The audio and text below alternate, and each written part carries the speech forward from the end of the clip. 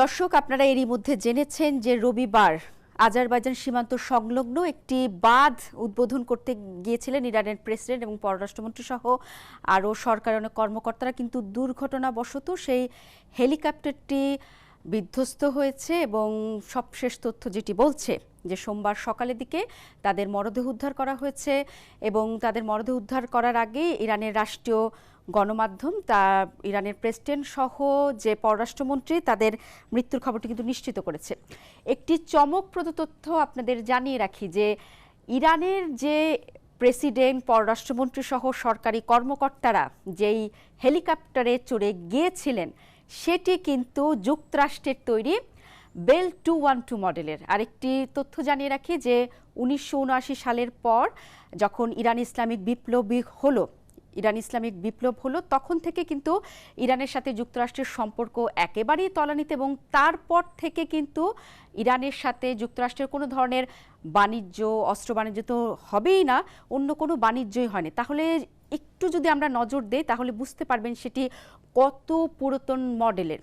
আরেকটু তথ্য আপনাদের সাথে শেয়ার করতে চাই। এই যে মডেলটির কথা বলা হচ্ছে সেটি কিন্তু যুক্তরাষ্ট্র সবচেয়ে বেশি ব্যবহার করেছে আপনার ভিয়েতনাম যুদ্ধে। তখন এটি ভিয়েতনাম যুদ্ধে ব্যাপক ব্যবহৃত করার সময় এটি দিয়ে নানা রকম সফলতা পায়। পরবর্তীতে এটির একটি বেসামরিক সংস্করণ তৈরি করা হয় এবং সেটি হচ্ছে বেল 212। আমরা যে ভিয়েতনাম যুদ্ধের কথা বলছিলাম আপনাদের জানিয়ে রাখি সেটি হচ্ছে UH-1N মডেলের একটি হেলিকপ্টার ছিল এবং পরে কিন্তু মূল মডেলের সাথে একটি ইঞ্জিনের সাথে দুটি ইঞ্জিন ব্যবহার করা হয়। পরে সেটির নাম দেওয়া হয় টুইন হিউই এবং বিশ্বব্যাপী সরকারি ও বেসরকারি অপারেটররা ব্যাপকভাবে এ ধরনের হেলিকপ্টার ব্যবহার করে থাকেন। এবং একটি কথা না বললেই নয়, সেটি হচ্ছে aerospace company Bell Textron Bell helicopter তৈরি করে 1960-এর দশকে এবং এটি কিন্তু প্রথমে একটি ইঞ্জিনের বদলে সেটিকে আরও উন্নত করা হয়, সেখানে দুটি টার্বোশেফট ইঞ্জিন ব্যবহার করা হয়। যেমনটি বলছিলাম যে দুটি ইঞ্জিন লাগানোর পরে কি হয়, সেটি হচ্ছে যুক্তরাষ্ট্র এবং কানাডার সামরিক বহরে যুক্ত হয় এবং ব্যাপকভাবে সেটি ব্যবহার করা হয়। একটি বিষয় না বললেই নয় যে এটি কিন্তু আপনার যুক্তরাষ্ট্র এখনও ব্যবহার করছে এবং ইরানের কাছে কিন্তু এই হেলিকপ্টার কতটি আছে সেটি সম্পর্কে পুরোপুরি ধারণা না পাওয়া গেলেও আমরা জানি যে বিভিন্ন অস্ত্র নিয়ে জরিপ করা প্রতিষ্ঠানের তথ্য মতে বলছে দেশটির সেনাবাহিনী, নৌবাহিনী বা অন্যান্য বাহিনী মিলিয়ে 10টি এই হেলিকপ্টার আছে। একটি প্রশ্ন কিন্তু বারবার যাচ্ছে যে 3টি হেলিকপ্টার ছিল, এর মধ্যে শুধুমাত্র প্রেসিডেন্ট রাইসি এবং পররাষ্ট্রমন্ত্রীকে বহনকারী হেলিকপ্টারটি কিন্তু বেল 212 ছিল। আর কেন এটি ব্যবহার করা হলো সে ব্যাখ্যাটি একটু দিতে চাই। বলা হচ্ছে সেই সফরে যারা সরকারি কর্মকর্তা ছিলেন, মোটামুটি উচ্চপদস্থ কর্মকর্তারা ছিলেন, পররাষ্ট্রমন্ত্রী ছাড়াও সেখানে আজারবাইজানের সীমান্তবর্তী যে প্রদেশ ছিল সেখানকার একজন প্রধান ছিলেন এবং আয়াতুল্লাহ খামেনির ঘনিষ্ঠ কিছু নেতাকর্মী ছিলেন। সব মিলে কিন্তু সরকারি সফরে যে কর্মকর্তা বৃন্দ সে বহরটা একটু বড়ই ছিল।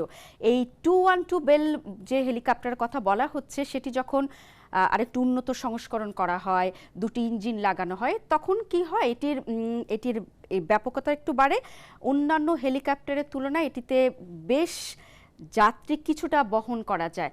আমি যদি বলি সর্বোচ্চ 15 জন পর্যন্ত যাত্রী এই হেলিকপ্টারে করে পরিবহন করতে পারবেন। সেক্ষেত্রে হিসাবটি আপনাদের বুঝিয়ে দেয় যে একজন পাইলট ছিলেন, একজন সহকারী পাইলট ছিলেন, এছাড়া ইরানের প্রেসিডেন্ট, এরা সবাই মিলে 7 জনের মতো ছিলেন বলা হচ্ছে। সব মিলিয়ে 9 জন ছিলেন সেই হেলিকপ্টারটিতে এবং সেই হেলিকপ্টারে থাকা কিন্তু 9 জনই বিধ্বস্ত হয়ে প্রাণ হারিয়েছেন।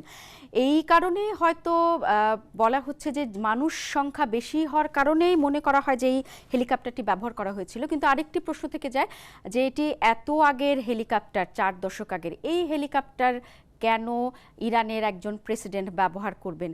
আমরা যদি সবশেষ তথ্য একটু জানিয়ে রাখি যে 2018 সালেও কিন্তু বেল 212 মডেলের একটি হেলিকপ্টার বিধ্বস্ত হয়েছে এই ইরানেই এবং সেখানে আপনার 4 জন মারা গেছে। এটা তো গেল ইরানের কথা। এবং একই রকম হেলিকপ্টার আমরা 2023 সালে, বেশি দূর নয়, গত বছরই বিধ্বস্ত হয়েছে সংযুক্ত আরব আমিরাতের একটি উপকূলে, সেখানেও কিছুটা দুর্ঘটনা ঘটেছে। মানে একটি অবাক করা বিষয় হচ্ছে যেই হেলিকপ্টারটা এত দ্রুত বিধ্বস্ত হওয়ার ঘটনা একেবারে খুব যে আগে তা না, একেবারে সাম্প্রতিক সময় হয়েছে। তারপরও কেন ইরানের প্রেসিডেন্ট এমন একটি হেলিকপ্টারে বহন করলেন, সেটি যেমন বিশ্বমহলে আলোচনা হচ্ছে, ইরানের সাধারণ মানুষ একই প্রশ্ন রেখেছেন এবং সেই প্রশ্নের উত্তর হয়তো ইরানের সামরিক কর্মকর্তারাই দিতে পারবেন। তবে আরেকটি বিষয় জানিয়ে রাখি যে এই মডেলটি কিন্তু বেশ পুরনো হয়। যুক্তরাষ্ট্র এর মধ্যে যে প্রতিষ্ঠান এটি বানিয়েছে তারা কিন্তু বলেছে যে এই মডেলের হেলিকপ্টারের যে যন্ত্রপাতি সেটি কিন্তু খুব বেশি অ্যাভেলেবেল, যদি আমরা বলি যে খুব বেশি পাওয়া যায় এমনটিও নয়। তারপরও কেন ব্যবহার করা হলো সেটি প্রশ্নই রয়ে যাচ্ছে। আর এই হেলিকপ্টার বিধ্বস্তের ঘটনা আরেকটি কথা বলে রাখি, বারবার যেটি বলতে চাই যে প্রেসিডেন্টকে বহন করার আগে এবং পেছনে দুটো হেলিকপ্টার ছিল। তারা প্রেসিডেন্টকে গার্ড দিয়ে নিয়ে যাওয়ার কথা, কিন্তু আমরা দেখেছি যে দুটি হেলিকপ্টারই তারা সঠিকভাবে অবতরণ করেছেন, তারা পৌঁছে গিয়েছেন।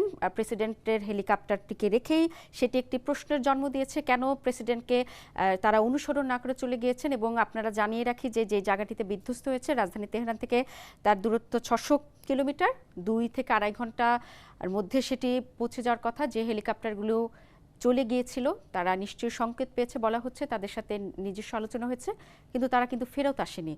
কেন ফেরত আসেনি সেটাও আসলে এই মুহূর্তে বলা যাচ্ছে না, কিন্তু অনেকে আঙ্গুল তুলেছেন যুক্তরাষ্ট্রের দিকে, ইসরায়েলের দিকে। তবে আপনাদের জানিয়ে রাখি এরই মধ্যে ইসরায়েল জানিয়েছে, আনুষ্ঠানিকভাবে বিবৃতি না দিলেও তারা কিন্তু একটি বিষয় জানিয়েছে যে এই ঘটনায় তাদের কোনো হাত নেই। হতেও পারে, কারণ আপনারা জানেন যে ইসরায়েল আসলে একই সাথে হুতিদের বিরুদ্ধে লড়ছে, লেবাননে বিরুদ্ধে লড়ছে এবং গাজা যুদ্ধে তারা এতটাই সেনা বাহিনী সহ নানা রকম বাহিনীকে সেখানে ব্যস্ত রেখেছে, তাদের পক্ষে এই মুহূর্তে আসলে এই ধরনের একটি ষড়যন্ত্র করা, যদি বলি এরকম একটা প্ল্যানিং করা সম্ভব কিনা সেটিও আসলে সবাই বলছেন।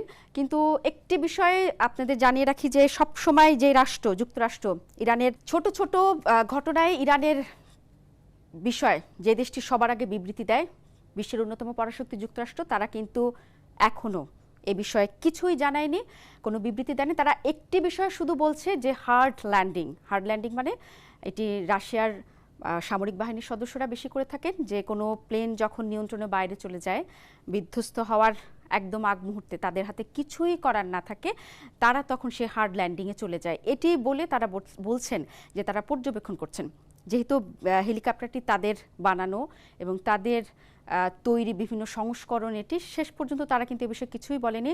তবে একটি বিষয় বারবার বলা হচ্ছে, এত পুরাতন হেলিকপ্টারে কেন ইরানের প্রেসিডেন্ট চড়ে গেলেন, কেন এই প্রেসিডেন্টকে রেখে দুটি হেলিকপ্টার চলে আসলো। এবং একই সাথে এটাও মানুষ বলছে যে যদি আবহাওয়ার পরিস্থিতি এতটাই খারাপ হয় তাহলে প্রেসিডেন্ট কেন তার সময়সূচি পরিবর্তন করে পরে যাত্রা শুরু করলেন না, বা কেন তিনি তৎক্ষণাৎ যাত্রা শুরু করলেন। এবং আবহাওয়া পরিস্থিতি যদি এতটাই খারাপ হতো তাহলে বাকি দুটি হেলিকপ্টার কি করে নিরাপদে অবতরণ করলো। নানা রকম কথা বললাম, যেটি সবার শেষে বলতে চাই, একটি দুর্ঘটনা ঘটেছে এবং ইরানের প্রেসিডেন্ট ইব্রাহিম রাইসি সহ পররাষ্ট্রমন্ত্রী অনেকে নিহত হয়েছেন। নানা রকম আলোচনা চলবে, পর্যালোচনা চলবে। তবে এই যে বেল 212 হেলিকপ্টার, এত পুরনো হেলিকপ্টার সম্পর্কে যতটুকু জানার ছিল বললাম। তবে এটি জানিয়ে রাখি, একটি হেলিকপ্টার বিধ্বস্ত হয়েছে ইরানের হাতে, আরও 9টির মতো আছে বলে জানা যায়। সেটির ভাগ্যে কি হবে সেটি বলা যাচ্ছে না, সেটিকে সরিয়ে নেওয়া হবে নাকি আগের মতোই সরকার এবং বেসরকারি কাজে এই হেলিকপ্টার ব্যবহার করবে, সেটি নিশ্চয়ই সময় বলে দিবে।